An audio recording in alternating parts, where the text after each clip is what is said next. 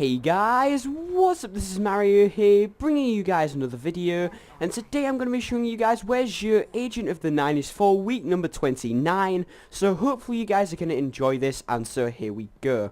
So this time Zhou is located down here, next to the Crucible Quartermaster, and we're going to have a look at the items that he's got. Now I do know the items that he's got this time, so I'm not going to be like, oh wow, he is selling blank.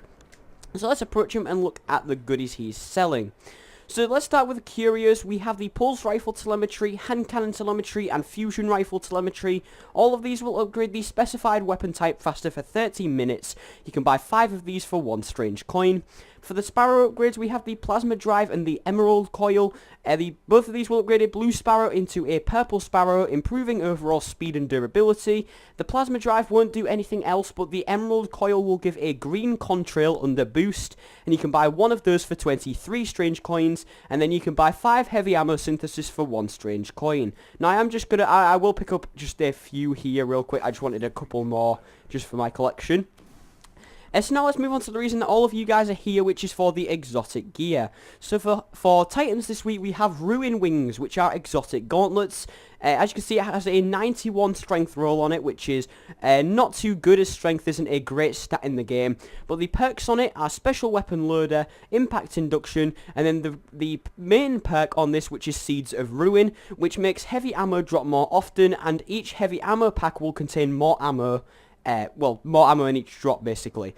So now, overall, these gauntlets are some of probably the best Titan gauntlets in the game, if not one of the best Titan exotics in the game. These things are amazing. The only flaw with them, from what I've been told, is the fact that sometimes there'll be, like, drought periods with these where you will go without any heavy ammo, and then all at once you'll just get like a frick ton of boxes of it. And so overall, yeah, I would recommend picking these up. These are very good gauntlets indeed, and of course it'll get you to that level 32 if you still need it, and you can buy those for 13 strange coins as long as you have the Dark Below DLC. For hunters this week, we have Acleophage Symbiote, which is an exotic helmet. As you can see, we have a discipline stat roll of 87, and discipline is, of course, probably one of the best stat rolls with intellect in the game. And the perks on it are Fast Ball, Ashes to Asset, and then the main perk, which is Last Man Standing, which makes Golden Gun gain 1 additional shot per use. Now, overall, this is probably the best gunslinger exotic in the game. Simply because that 1 extra shot with Golden Gun will allow you to get 1 extra kill if it's in PvP, still good. If it's in PvE, not as good, but in PvP it's definitely probably the best exotic if you're playing Gunslinger. And I'm actually going to pick this up myself because I don't already have it. So there we go, that's Acleophage Symbiote. If we just take a look at it real quick in my inventory, yeah, done. And I've got all the Hunter helmets now, I believe. And you can buy that yourself for 13 strange coins. For the Warlocks this week, we have Obsidian Mind, which is an exotic helmet. We have a mixture between intellect and strength for a stat roll. This isn't great, intellect being decent, and especially for this helmet, and strength being not so good. The perks on this are Energy Projection, Inverse Shadow, and then the main perk, which is Insatiable, which makes Nova Bomb kills reduce the cooldown of your next Nova Bomb. Now, overall, I think this is the best Voidwalker exotic in the game, simply because you can chain kill things with your Nova Bomb. It's especially good for running the pit in Crota's End, and it's especially good in other situations, such as if you're doing Glimmer farming, and of course in PvP it's going to be very useful to help recharge that super after killing some enemies. I would definitely recommend, I need to stop saying overall, I would definitely recommend picking this thing up. You'll need 13 strange coins and the Dark Below DLC to buy it. For the weapon this week, we have the MIDA Multi-Tool, which is an exotic scout rifle. There are 2 perks that make this gun good. The first one being Third Eye, which allows the radar to stay active when aiming down the sights. And then the main perk on this is called MIDA Multi-Tool. This weapon boosts move speed and fires on a hair trigger. So this perk isn't too good at all, I'm not going to lie. A hair trigger thing isn't amazing, to be honest. But with lightweight, you can run pretty damn fast with this thing. So if you want to run the pits very quickly, then you can. If you put on like max agility, +2 agility, and then you have this perk, you'll be able to zoom through the pit. Literally, I've actually seen people do it. You can also see we actually have a 100 reload speed. So this has the fastest reload speed of scout rifles in the game. And apart from that, the other packs are pretty balanced. So to be honest, if you are a scout rifle fan, I would recommend picking this thing up.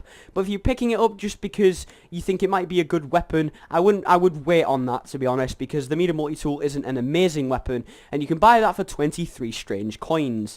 And you can buy an exotic shard. There's one for 7 strange coins, and you can use those to upgrade your exotics in this section down here.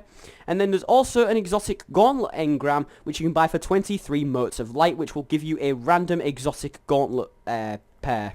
And so now let's move on to the upgradable exotics for this week. For hunters, we have the Acleophage symbiote and the Crest of Alpha Lupi. For titans, we have the Armamentarium and no backup plans. And for warlocks, we have the Skull of Dire Ahamkara and Apotheosis Veil. So now let's move on to the weapons that are upgradable.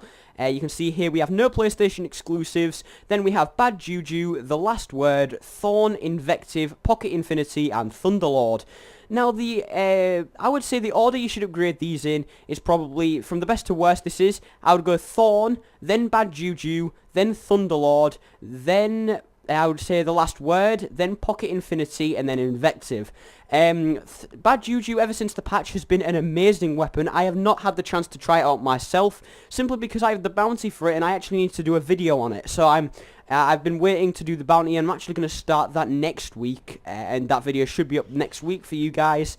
The Last Word is a pretty decent hand cannon. It's not the best, but you should still upgrade it if you can. Thorn is a great hand cannon, especially if you're on Xbox, if you don't have the Hawk Moon. I would definitely recommend upgrading it if you have it. Invective is not so good, but if you like shotguns, you may as well upgrade it. Pocket Infinity, again, not great, but again, upgrade it if you want to. And then finally, Thunderlord is probably the most underrated weapon in the game, so I would honestly recommend spending your cash to get that thing to 331 attack. So that is all of the items that we have from Joe this week. As you can see, I bought 10 heavy ammo synthesis in the video, and I also bought the Acleophage symbiote helmet for the hunter.